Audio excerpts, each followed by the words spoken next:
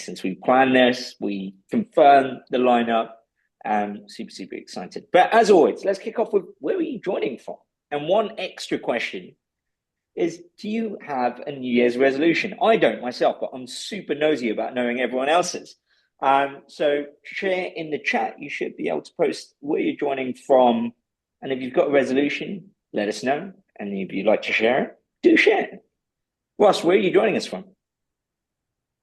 I'm joining from Inverness in the north of Scotland, and my New Year's resolution is to do 10,000 push-ups this year, push-ups for the Americans.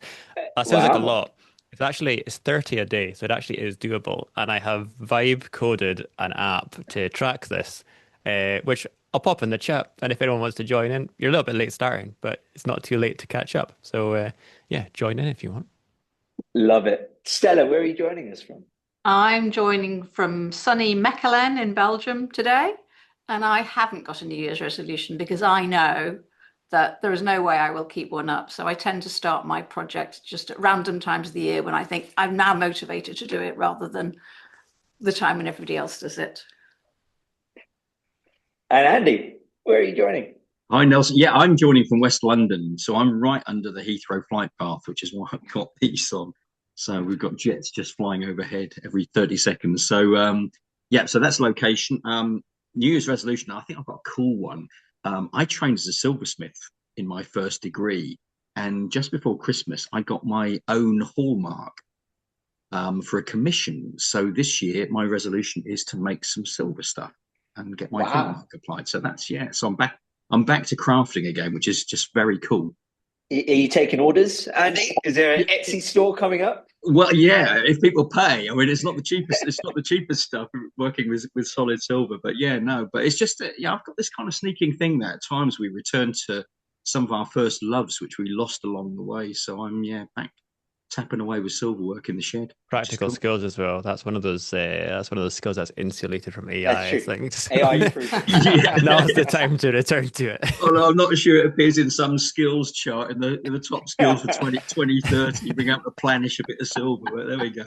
There might be something in it. I love everyone sharing it. We've got Kay from Liverpool running 2 marathons. Kay, I'd love to know, have you done a marathon before, or are you just going, why do one, do two? To kick things off, I would love to do a marathon. I just don't know if I've got it in me. Maybe at some point. We've got Linda from Farnham, actually going to a wedding in Farnham in a few weeks' time. Linda, never been there before, but resolution is to take pleasure in the small things. I like that. I can take that one. Where have we got? We got Red Hill, which is failing. Where my New Year resolution, which is failing already, is to say no. That is a good one. I think I tried to adopt that many times. It is harder than people think to say no. We've got all across the UK, love it, and we've got France. Welcome to the show. L&D themed jewelry. That is a great idea. All for it. All right. So I think that's enough, Grace. We've got everyone in the room. We've got a lot to cover. And like I said, I'm super excited. Welcome to our first episode of L&D Disrupt live this year. And what a lineup to kick things off with. If you're a listener of our podcast, you know, mostly you can listen to some async on your favorite podcast apps. And you can also watch us and see my thinking face in action directly on YouTube. But every so often we do a live one because it's one of those episodes where you're probably reacting to everything that's being said. You want to throw in your comments and your questions, and that's why we do this. So the chat is open and you can play along. And I'm going to come to the format shortly. Firstly, if you've never joined us before, I am your host. I'm Nelson. I am the CEO and co-founder at HowNow. What are we? We're an intelligent learning platform. We essentially bring learning skills and career growth into one place, and we help prove that learning matters within organization by connecting those dots. If you want to find out more, there will be a link in the chat where you can book in time with our very clever people in our team. We'll be more than happy to tell you more about HowNow. But today, I'm joined by some of my favorite people in L&D. I've got Andy Lancaster, Stella Collins, and Ross Garner. And we did not plan this, but all of us have authored a book. Yeah. So yeah, that was just completely coincidental. When you get incredible people in your lineup, it just happened. It's a byproduct. All right, let's dive in. What's the format? It's like a big fat quiz looking back at 2025 and also looking forward into 2026. And the great thing about this is you can also play along. So grab your notebook or some paper, or open up your notes app on your laptop or your phone, write your answers down, but even better, share it in the chat so we can see what you're thinking too. And who knows, by the end of this session, you might have some material for one LinkedIn post or more. And so do jot down what you're thinking. And so without any further ado, we're going to dive into the first one. Are you all ready? Is my panel ready? Let's go for this. All right. The first one is, what was the biggest surprise of 2025? What happened in L&D or HR that you genuinely didn't expect? And I'm going to start with you, Stella. What surprised you last year? I've had quite a different year to my normal year. So I have been working pretty much most of the time for a big organization, which is very different to my normal world. So I think the biggest surprise to me was when the CEO in a big kind of group conference thing said, I know that as an organization, we need to innovate. And therefore, we need to increase the amount of, real learning that happens in the company. And he has asked everybody in the company to learn at least 3 things every quarter. So, he's talking about doing courses and things like that, but he said, he really wants everyone. So it's really, what was exciting was that, a CEO said this to absolutely everybody in a global company. So I think that's what surprised me. Change of times, it sounds like. Ross, what surprised you? Yeah, a bit of a personal one for me. So I have for 13 years worked at MindTools, and basically my first day of January last year, I found out that we might be acquiring Kineo, that we were exploring acquiring Kineo. That happened, which is why I now work at MindTools Kineo. That was our new brand name. Hundreds of thousands of dollars spent on coming up with that name for the easiest possible option. But I think it's that experience for me is also indicative of what we've seen in the wider L&D HR space. There's been a lot of acquisitions have taken place. Learn Technologies Group was acquired by private equity. Workday acquired Sana. Learning Pool acquired Elucidat. There's a lot of that going on. We've seen similar, I think, with our clients, a move towards preferred supplier lists, a general kind of consolidation and wanting to work with generalist suppliers that can offer a whole range of services. But at the same time, a lot of very small, funky startup companies often doing something in AI in a really niche space. So it's been exciting to see some of the new kind of capabilities coming through, often started by, 2 or 3 people in a bedroom somewhere. And the opportunities that affords for L&D professionals. So a kind of the big consolidation on one hand, but then also a ton of new small startups at the same time. That's been a surprise. Andy, what surprised you last year? Yeah, I'm going to go for a wider one. Nice to hear the personal ones there, Ross. Yeah, and the pioneering from the kitchen. That's a very cool one, isn't it? So running my business now, I kind of get that one. But the one I want to go with, Nelson, is I've seen an increase in the use of evidence-based research to underpin what's going on. Now, it warms my heart because I go back to my time as head of L&D at CIPD, where we championed that good ideas are not just good enough. We need some sound underpinnings. And it's great to see that even within some of the recent reports on AI, it's being used in creative ways beyond content, around subject research, those kind of things. So during the 2025, I went back and counted. I reviewed 21 different research reports, which I had seen quoted on LinkedIn. And that really surprised me and massively encouraged me. And to be honest, I don't know how many times I've heard World Economic Forum Future of Jobs report quoted. My God, it's quoted everywhere, isn't it? It's on LinkedIn. Every conference you go to, it comes up. I even know the page for the 2030 skills, page 41. I've hung around this thing so much. So I think it's really cool that in the last year, it seems like we're beginning to get more passionate about that kind of evidence-based work. And it's great to see analytical thinking things in. So for me, this is about anchoring our practice in really good thinking around collective knowledge, around basing our work on recommendations that carry weight. So I think the encouragement for me, the surprise for me, more people interrogating contextualizing, using research in their work. And I think that's a good thing. And we need to carry that on in 2026, get away from just, crazy content, crazy ideas, and actually get some research-based thinking behind what we do. I think there's some hope and anxiety driving that World Economic Forum enthusiasm, because what people are looking at and thinking is, 2030, we're still going to have jobs. Okay.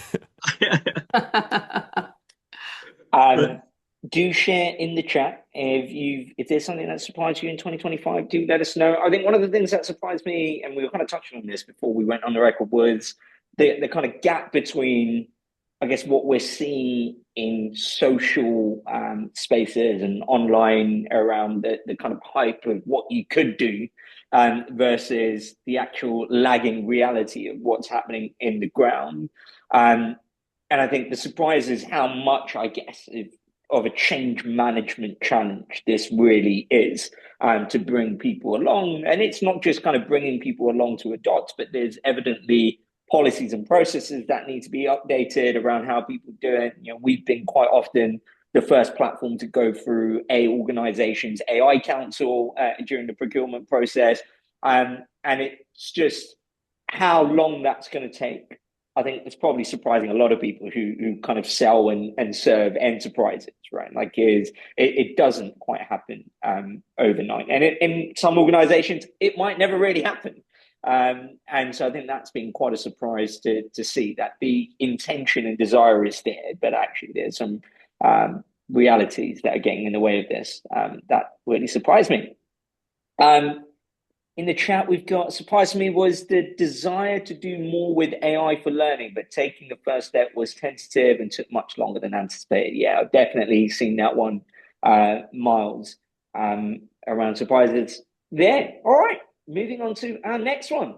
And I'm going to come to you first, Andy. What was the biggest winner of 2025? What was the approach or the role, or was it a way of working that you thought gained momentum in L&D last year? Who was the real winner? I'm going to go systemic thinking. At last, we're beginning to think beyond the L&D silo. So, I mean, most of us, and I'll have to fess up to this, I lived a lot of my life in an L&D silo in isolation, often judging things by learning metrics. And I think a kind of geeky analogy, Lord of the Rings metaphor here. And for those of you who don't know Lord of the Rings, this is the kind of the hero narrative. Like, you've lived in your cozy little shire for an awful long time. You know it really well. It's really comfortable. It's really lovely. But suddenly you begin to progress beyond the walls of your known world. And you suddenly realize there is a huge, complex, challenging world out there. So I think many of us are waking up to an uncomfortable truth that we've spent an awful lot of time in a very cozy place. So I'm going to pitch for systemic thinking. I think there's a great quote from Thomas Gilbert, father of performance technology. And this one's just so sobering. He said, put a high performer in a bad system and the system always wins. So however much we do a great L&D, the system can break. And in some ways, it's what we've just said about AI, isn't it? We've got all this potential, but the system grinds us into the floor. So I think to see people genuinely beginning to think wider about systemic issues is really cool. And often that's been the kind of the world of OD&D, organizational design and development. It's kind of been, quote, their world. But I think strategic learning, Nelson, has always been systemic. So I think I'm going to call out to say I think the biggest winner is we're beginning to think more systemically. That has to be a good thing. And what do you think's driving that, Andy? What do you think's changed in the last year that's driving that? I think we realise that it doesn't work. A lot of what we've done just doesn't deliver the goods. It's not taking into account the genuine factors which we're trying to change here. We know all the kind of thing moving from order takers to value creators, all this kind of stuff. So I think we're beginning to wake up to the fact that we need to be in that space. So I would say it's not only order taker, value creator. I think it's sense maker. We've got to get into that place where we want to. So I think there's a reality. I think organizations' budgets are tight now. So we're looking for definite delivery on what we invest in. So out of the shire into the scary world. And let's look at the bigger things that are going on and make sure that learning is really serving that. I like that. Stella, who is the big winner for you? So for me, a bit similar to Andy's answer to the first question. I mean, I've been talking about kind of the science of learning, the evidence-based piece for 25 plus years. And for a long time, I was really banging my head against a brick wall. And I really noticed in the last year, other people are talking about it too. It seems to be much more accepted. And when I'm running training or conferences or anything like that, I often ask the question, what do you know about, how learning really works? And I really noticed a shift in what people know about how our brains learn. There's fewer of those myths to bust, still a few to do. But I think people are really beginning to think about learning as not just, you take a piece of content and it's delivered to you in some magical way that magically fits into your brain, but actually starting to think about, how do we work on performance? How do we actually help people to do their jobs better?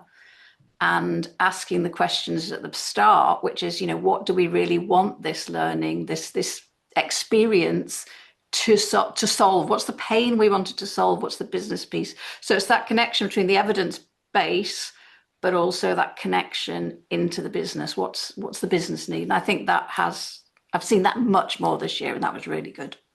I've definitely seen that as well, Stella. And it's interesting, right? The pressure or the forcing function of you now need to prove this works and you're achieving an outcome is almost the forcing function people needed to go, well, then I better really figure out how you actually do this, right? Like if it was just pushing out content and checking how many hours, I could do that without really caring about learning science per se. But now that you want a real outcome, I probably need to think about learning science. And are you worried about almost that becoming a tick box in itself? Like it's almost at face value, people are saying, oh, I've thought about learning science. Let me quote a few kind of models, but actually how much of that is going into the way learning is being designed? Are you worried about that? Yes. I mean, you see that a lot. You see that people are, talking about it. If you actually ask the question, they may have a couple of facts, but they haven't linked the facts to what the actual impact of those facts is. You hear people talk about, I mean, and I talk about it too, but people talk about, there's a dopamine hit, for instance. Well, that's all very well, but just having a dopamine hit is you have to understand what dopamine really does if you want to use it. So I think there is that element of let's just use the buzzwords without understanding what that means for process. So I think for me, it's not just knowing the buzzwords or having a few bits of neuroscience. It's about tying that down to real practical, what does this mean in the real world that we need to do and that our, participants, learners, the people in the business need to do differently. So this is a challenge. I don't think the forgetting curve has been quoted as much on LinkedIn as it has been in the last 12 months. But it's interesting to see. I heard somebody really, and I've often, I use it because it's a convenient way to talk about it. But the forgetting curve as an actual experiment isn't how we actually learn in the workplace. We don't desperately try and remember tiny key facts. We're actually trying to do jobs. So whilst it's kind of a useful reminder that, we don't we don't remember things easily, even the forgetting curve is not, it's not a perfect piece of science. You can't use it on its own. I could never remember who did the forgetting curve. What his name was. Herman Ebbinghaus. There's a classic example. It just goes out, especially as you get older, it just goes out the window.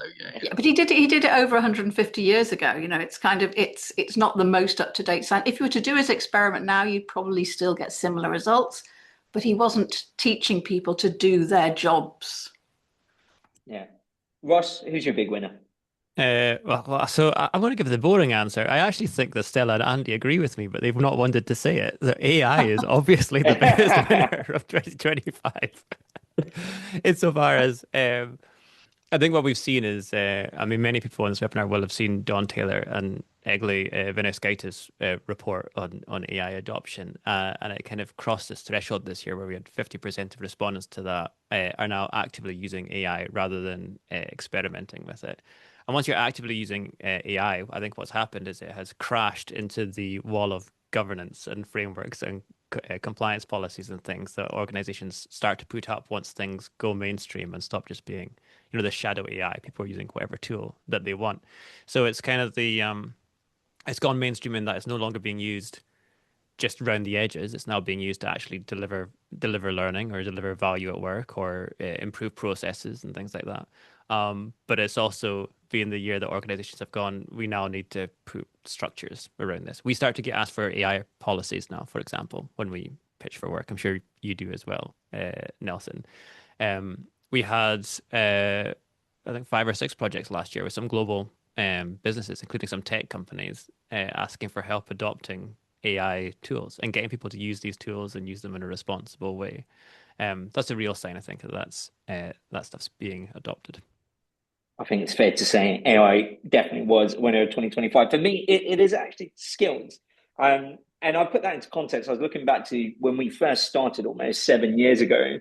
Our thesis was the same then as it is today, which is that skills helps us describe the kind of shared business context. And really what we need to look at is to achieve these objectives. What skills do we need? Do we have those skills? If not, connect it back to the relevant learning opportunities to build those skills and that capability across the organization.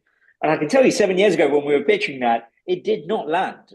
People were not interested, and it was a hard one. And so we used to almost play it down a bit. We were like, we do this thing, but it's up to you whether you want to use it or not.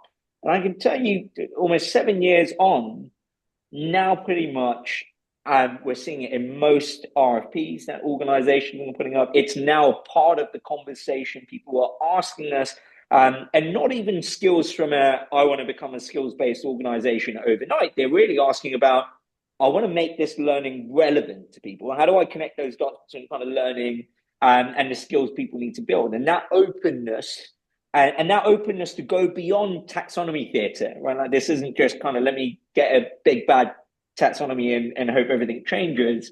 It's been, I think, really, really good to see. And so I think skills is really coming out as a part where we're no longer scared when it comes out in conversation. We're just trying to figure out, we're still early days of kind of operationalizing it and really starting to get the maximum value out of it. But I think it was a winner for the progress it made in 2025. All right, we've spoken about the winners. Let me see. There's Kay has said adaptability is another winner. Despite our best laid plans, we have been willing to pivot and try something else if things don't show progress. Absolutely. Right. I don't know any organization who's still sitting there making 5-year plans anymore. And it's hard enough to plan for a couple of quarters and have sight of a vision for the next 12 to 24 months. So adaptability is definitely winning. Who's the loser for 2025? So, what did leaders stop caring about, Ross? Tell me, who lost? It's such a heartbreaking answer I'm about to give, but I honestly like the ESG and DEI, the acronym things, have completely disappeared, I would say, in the past 12 months. And that's not just in terms of the kind of projects that MindTools has been working on and approached by clients. There's consultants in this space that I've heard that have hardly worked in the past year. And I think what's happened is we went through this phase where DEI and ESG were kind of front of everyone's minds, a lot of pro-social issues. Part of it's driven by changing political context, I think. Part of it's driven by difficult economic conditions. When you're going through a restructure, you tend to prioritize what skills do we have in the business, and how do we, to Andy's point about systemic thinking, how do we make this business run more effectively with less money? And the kind of ESGs and DEI is kind of it falls down the list, I think, in those times, and I think it's a real shame. Agreed. And it's a sad one with, I think to me, the telltale sign here is really that it was probably put into the organization for the wrong reasons, right? Like, I think if it was put in, it was a reaction for first principles, if you reasoned it up and you actually worked out, okay, adding this is going to make the business more valuable, it's going to help us perform better, or it came from that reason, I think it would have stayed. But I think it was put in for largely political reasons, and it was taken out for largely political reasons. And I think that's what's probably quite sad about it. But yeah, I definitely agree with that one, Ross. Andy, who's the biggest loser for you? Yeah, I mean, that's a really good call, Ross, actually. I mean, it is. I mean, we got it in the chat here. It's heartbreaking. I suspect on this one, there was also some issue about showing genuine value, as the same with many. This isn't an initiative. This is a bigger thinking thing, isn't it? But it just shows you that it needs to be systemically applied and have real value in there. It's not just a tokenistic thing. I think for me, the big loser is completion is no longer seen as an indicator of impact. I think we're making some movement on that. So I was in a WhatsApp thread the other day, and someone proudly said they got 98% completions on one of their compliance things, and my heart just sank a little bit. To be fair to them, that is really hard. I bet they worked really hard at it. I bet they did, but it's the classic thing, isn't it? You know, would you want the 2% who didn't pass the test to do your brain surgery for you? Probably not. You know, but I genuinely think we are beginning to see this is a loser now, which is actually great. And I know I'm not knocking some of the auditing stuff, and I know what happens. And it's you know, I've had to go through my own pain on this one, but I think we're beginning to recognize that the visibility of value goes way beyond completion metrics. And this is genuinely now looking at how learning is a differentiator and how it's delivering value. So I think completion, I've just seen some really nice things around. Let's just recognize this is not where we need to be. And frustrations about learning teams, frustration about leaders. So yeah, so I guess if I'm going to do like a room 101, Nelson, I'm going to say we need to keep on this one, but I'm going to say completion is definitely now not seen as an indicator of impact, and it never should have been. Can I challenge that slightly? Go on, Ross. Of course. Because I do think it's like the first layer of impact. Like you can't really make any claim about your program or change initiative of what you've done if no one's using the thing in the first place. And so I don't think it's what we should be reporting, but I do think it's an indicator that you could make some claim to the change that you've had. Like we've launched this thing, created this program, whatever it is, X number of people have gone through it. And as a result of that, now we can make this claim. I think absent it, it's very difficult to claim you've done anything. Yeah, I'll just push back very quickly because Stella needs to come in. Not that I have ever done this, but I've heard of people who have their compliance videos running while they're cooking tea in the background. I've got one running now. Yeah, so I'm kind of with you, Ross, but we've got to get away from this thinking just because there's and I once got told off that I speak so fast, it's probably the case on this one here, that people couldn't listen to me at 1.5 or 2 times on the video because it got totally unintelligible. So I'm with you, but I'm going to say let's get away from completions as justifying our existence. I think, Ross, I would say like it's the barrier for any of the good stuff to happen, right? Like the behavior change and all that good stuff. In order to happen, you have to engage.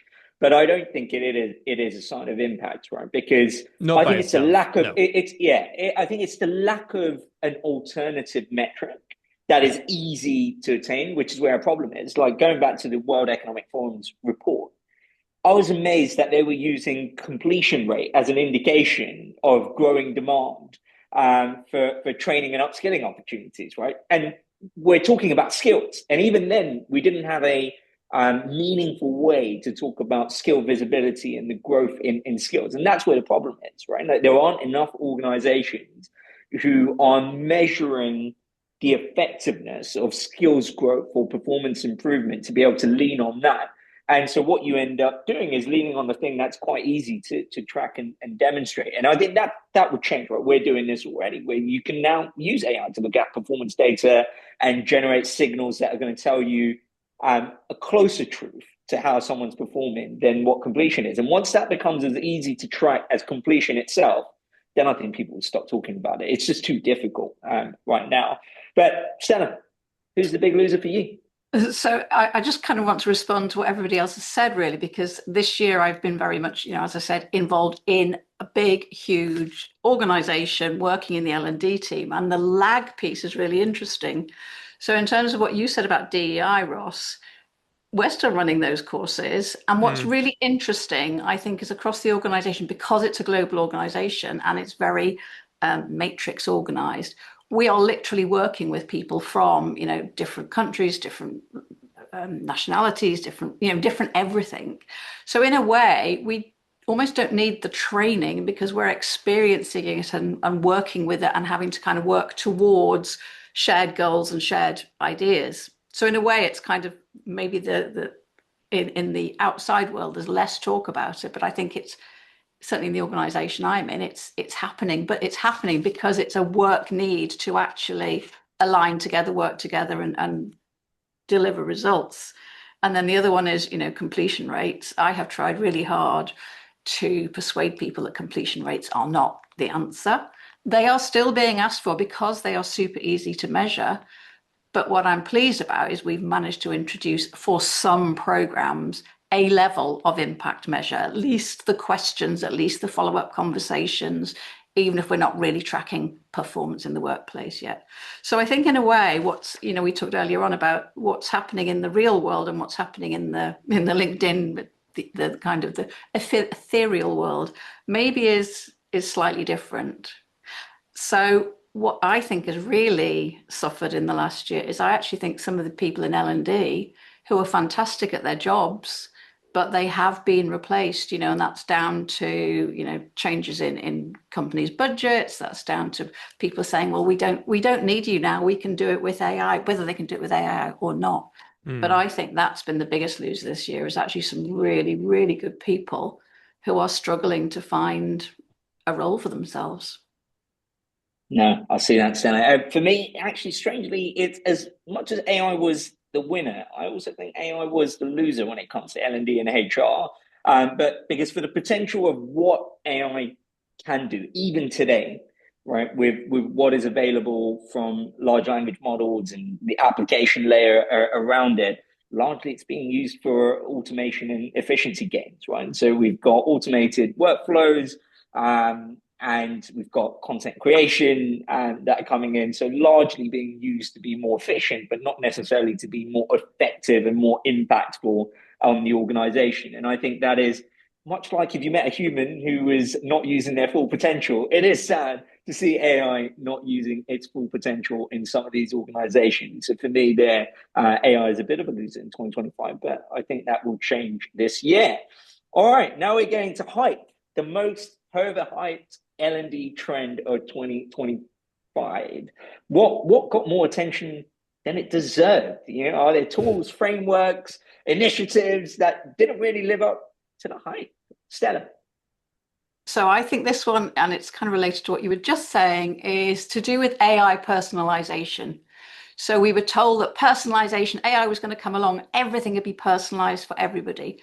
And actually all it seems to be is you might get asked a few questions at the beginning of a course or a program, but actually you still end up doing the same as everybody else. So it never actually tries to find out what you really know, what are your real capabilities, and let's create a learning journey specifically for you, a set of experiences and kind of, guidance that will work specifically for you. So I think that's been the biggest hype. There's lots of talk about it, and maybe I've missed something that is fantastic, but I think on the whole it's not really happening, and AI might be tweaking at the corners of it, but it's not really happening. All right, Andy.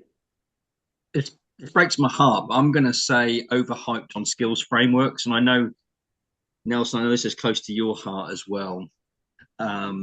So let me just say, first of all, I passionately believe in the skills agenda. This is absolutely vital, but we are in danger of just jumping on the latest bandwagon, shifting from competency frameworks, which didn't work, complex competency frameworks, and just thinking skills frameworks are going to deliver this. And it feels like there's a lot of momentum around this.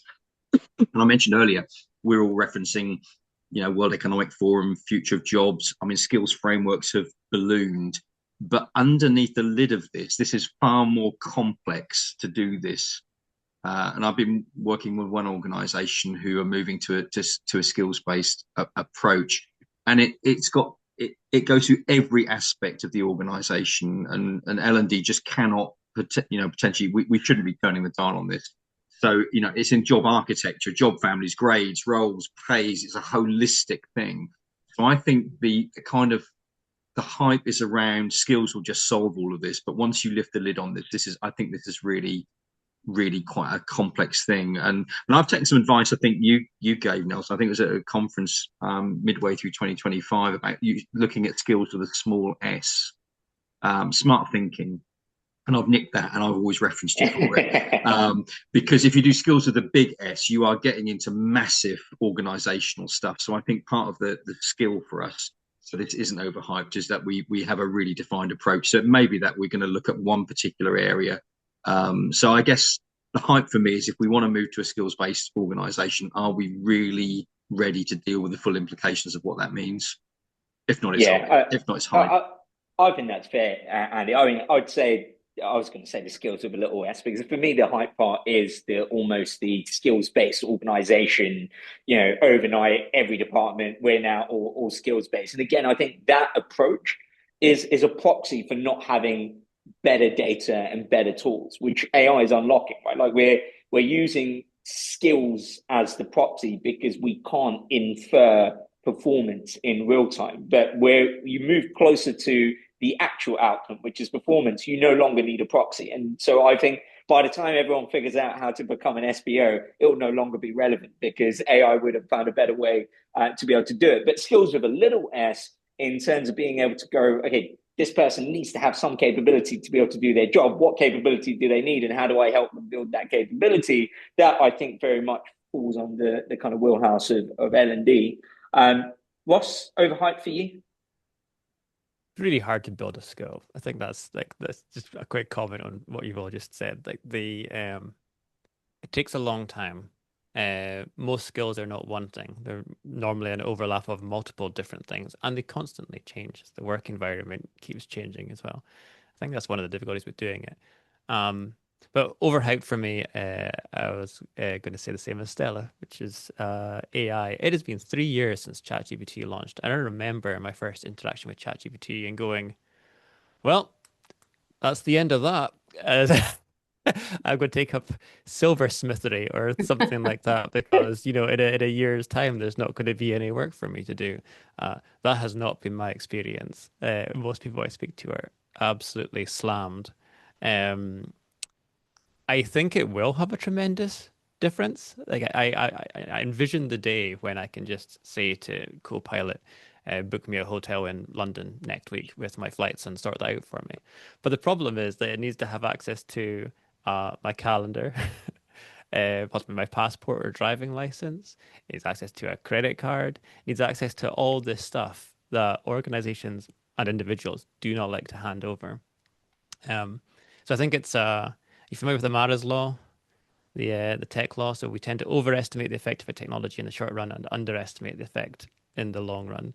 I think we're still in the overestimating the impact of AI right now, and then long term, who knows what can happen. And I think that's pretty fair, Ross, right? I mean, you're getting people coming out of leading scientists from the frontier labs coming out where they're getting to the tethers of research around at least this approach of large language models and what is capable. And I think there's an early consensus forming around, we're probably not going to get to artificial general intelligence based on just this approach.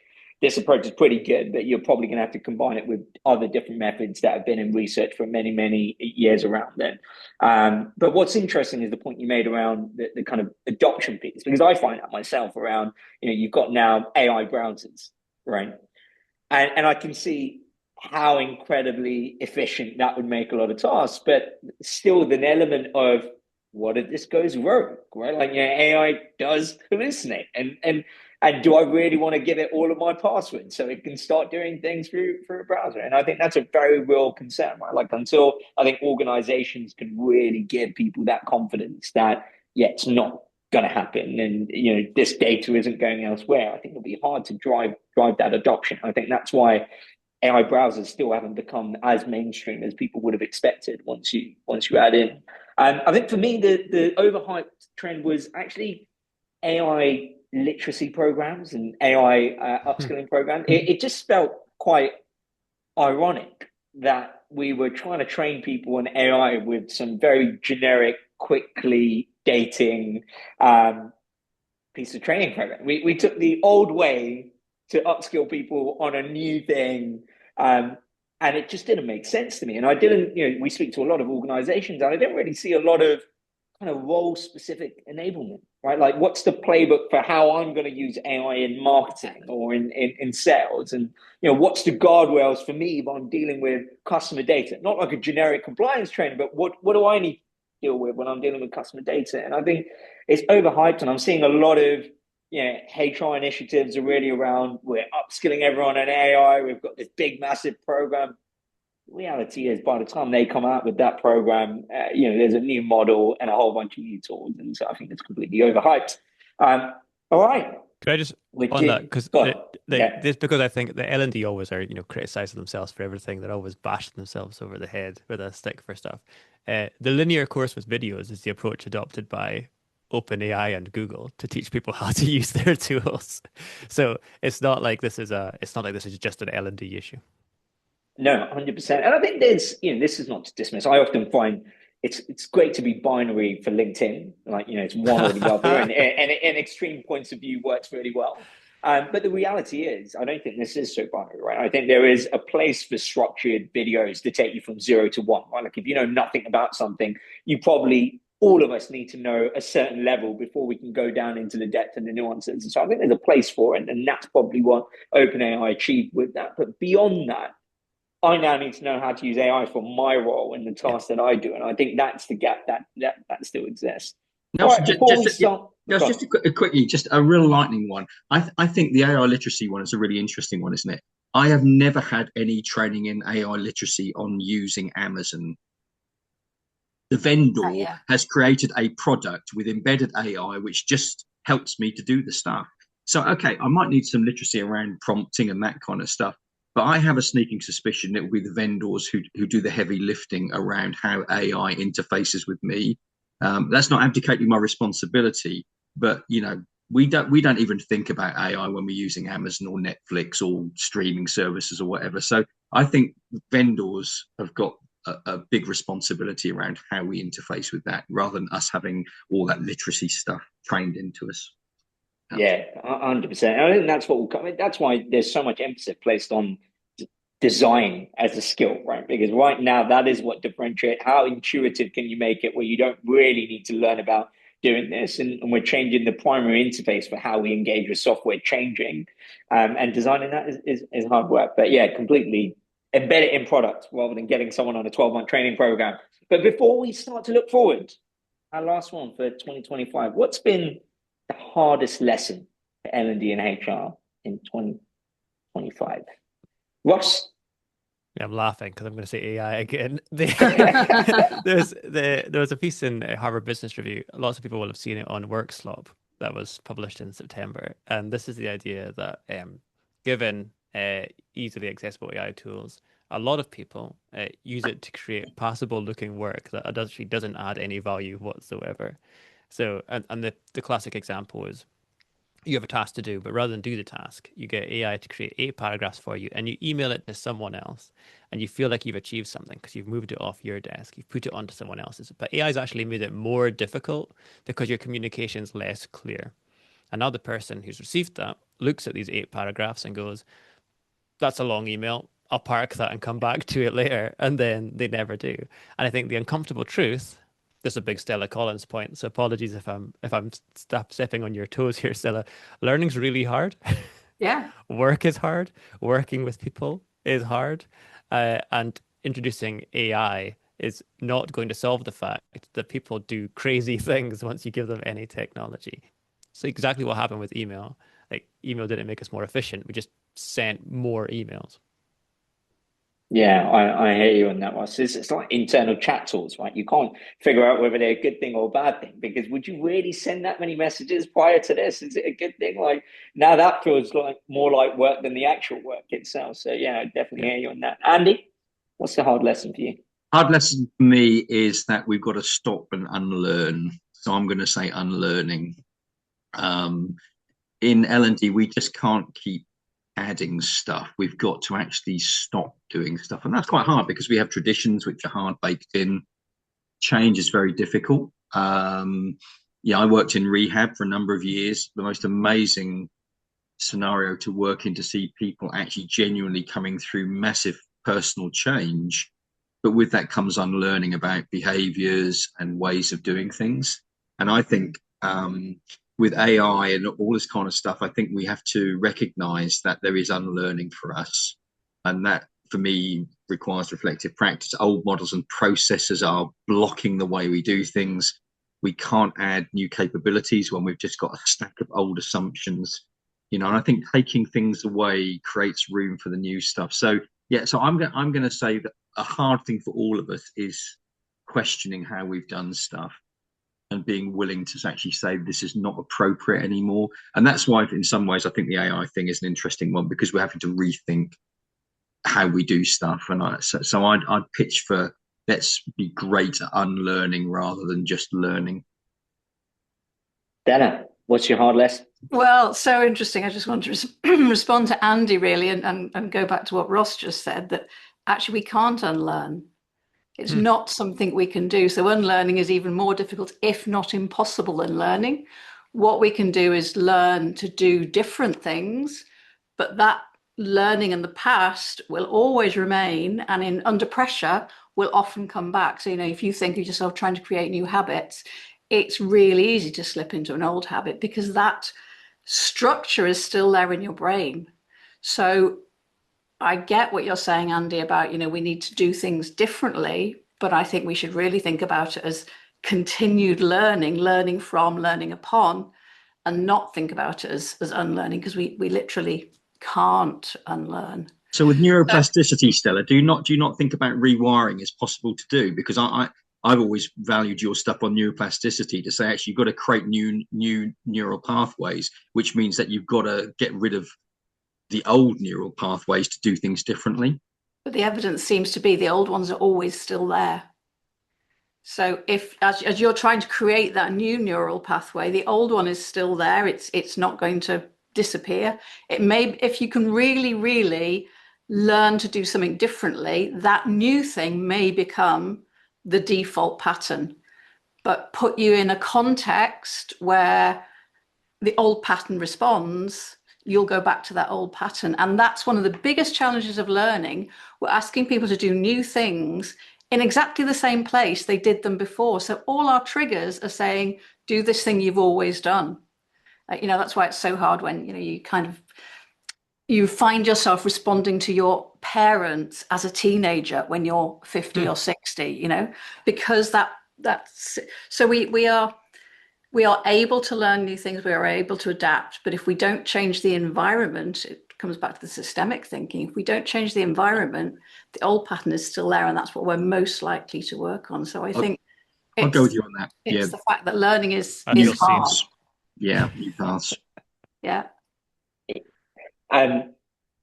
The hardest lesson, I don't know whether you found this, everyone else on the panel, but I was a part of many conversations, both on the record and off the record, around, do you still need L&D or not, and will this function? And I didn't. I had that conversation for 20 years. I felt like I had it more often than not last year, and it kind of, one of the things that really came out from it for me was actually the problem many organizations are facing is very much an L&D should be a part of the solution to this problem, right? Like we've got a massive change management problem in organizations. There are capability gap. This is what L&D was built for, or should exist for. But the fact in a time like that, L&D's existence is being questioned. Just kind of, I think the hard lesson there is execs really don't see L&D as a part of the solution to a business problem, right? Like to a large degree, it's, there are examples in the AI in L&D report, which kind of shows functional leads taking ownership over what would have been considered L&D solutions to solve the problem, but without actually involving the L&D department. And it was kind of, you can come along for the ride, but if you're not interested, we're going to do it anyway. Just kind of tells you where L&D sits in that organization. I think that's really a hard lesson for L&D to take away, right? Where when push comes to shove, is the organization actually going to look towards you as someone who can influence and can contribute to the solution? And that didn't come up that often. So I think that is a hard lesson. I think the best lessons are the hard lessons, the ones that really, stick, that make us hurt, that make us want to change. Those are the best lessons. And if in L&D we haven't been talking to the people in the business, that's our fault. We should have been talking to the people in the business. And if we let them, if they go off and run an initiative and it works, that's fine, it worked. I think the chances are they'll go off and run an initiative that would be probably a bit half-baked and probably won't work. But at least they understand the business and they're trying to solve a problem in the business, not just have, this lovely library of information that L&D has, not all L&D, but that's kind of where L&D is seen, I think, by the organization. That's fair. Ross? I think it's cyclical. So all three of you have been on the MindTools L&D podcast over the years. We've done almost 500 episodes. Our very first episode, the title of it was, "Is L&D Dead?" And we asked this question, and that was back in 2016 when we had to tell people what a podcast was. And I think what you see happen is when budgets are getting cut, a lot of L&D people lose their jobs, or funding gets cut for kind of outsourcing and external support and that kind of thing. And then what happens is, the sales director wants training for their sales team, so they go and get something. And the project management team, they want training for project managers. And then the brand team wants training on brand, and all this happens. And then someone at the very top thinks there's all these training initiatives going on. We should centralize this in some sort of group function. We could call it the learning and development function, we'll call it. And it just cycles round and round. Again, it's like it's an emergent property, like left to their own devices. Department heads will start training people. And it sits with them, it sits with L&D, and it just bounces back and forth. One real quickie. I mean, this is so simple, but for those joining us, I mean, if you've not tried this one on the budget thing, one organization I've been working with, we've simply reframed learning and training as performance. So if you go to a CEO and you say, actually, we need to improve the performance of our marketing team, very few chief executives 100% agree. Are going to say, oh, no, we have no budget for performance improvement in our organization. Let them all be totally incapable of what they're doing. So I think part of this is the framing of how we do that. So if you're in an organization where your budgets are tight right now, please think about using performance as a lever and as a way of framing what we're doing. All right. We've got 8 minutes. We're going to now look forward to the future. And so what's the non-negotiable shift for 2026 that L&D and HR teams need to fundamentally change in order to stay relevant? Andy? Yeah, I'm going to go with actually using the word learning ecosystem properly. So learning ecosystems often are equated to platforms or technologies or whatever. If we're going to really get this right, and this goes back to systemic thinking, we've got to really understand that a learning ecosystem involves culture, it involves people, it involves content. There are so many aspects of it. So yeah, I'm going to pitch for, let's really understand what is part of a learning ecosystem, the component parts, get the systemic thinking in, and really think about how we design and work that well. And that means we've got to get out of our silo again. So please don't underestimate what takes part in a learning ecosystem for this to work, particularly around the culture of the organization. So that's the one I'm going to pitch for. I like it. Stella? I feel like I'm kind of really going to repeat what Andy said. I think it's about really getting people to think about what is the job they need to do, what is the job they need to do today, what are they going to need to grow and to be able to do in tomorrow's world. And we find that really hard to define what tomorrow's world is. So I think helping people understand that learning isn't magic. It doesn't just happen when you watch a video. It doesn't just happen when you do a course. It's about helping the individuals themselves. This kind of idea of self-directed learning. What is that? The World Economic Forum again report is constantly talking about the learning agility being a skill that we all need to have. And I absolutely think that if people in the workplace understood that, learning is quite hard, change is difficult, but this is the process for doing it. These are the things I need to do to make this happen. I think that would be a huge advantage. And Ross?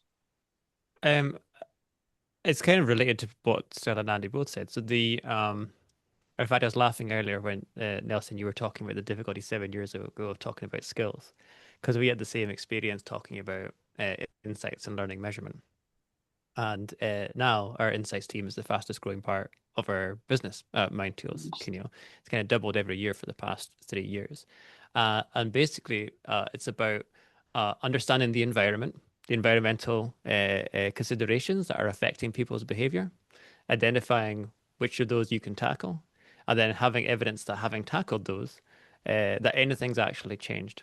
And I think that's the bit that senior leaders really want to see, is we just spent this money on performance or changing the environment or whatever. And what difference did it make? And we used to make that case, nobody cared, because we charge for it. I think that was the big deal breaker. But now it's something that people actively ask for.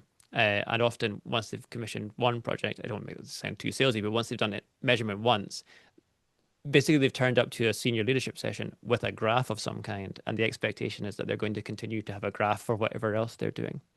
So I think that's the big shift that we're seeing. And I think if L&D wants to make a difference, to all the reasons that Stella and Andy just said, being able to demonstrate that is the non-negotiable bit.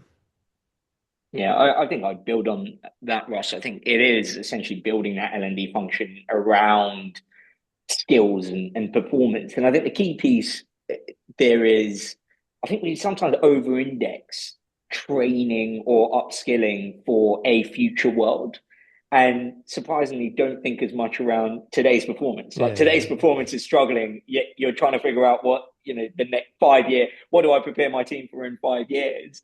And I think that balance is probably tips too much towards future and associating it with that versus let's talk about performance today, right? Like who's performing, who's not performing, and how am I going to help people who are not performing today? And I think that shift means that the time to value for L&D will shrink, and that's key. Right? Where budgets are tight, you need faster time to value, and you're not going to get faster time to value if it's going to take 5 yees for you to prepare the workforce and prove to the organization that, look, the workforce, we're ready in 5 years' time.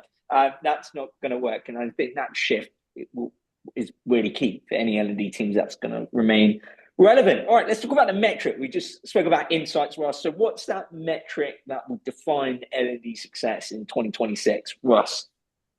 I mean, it depends.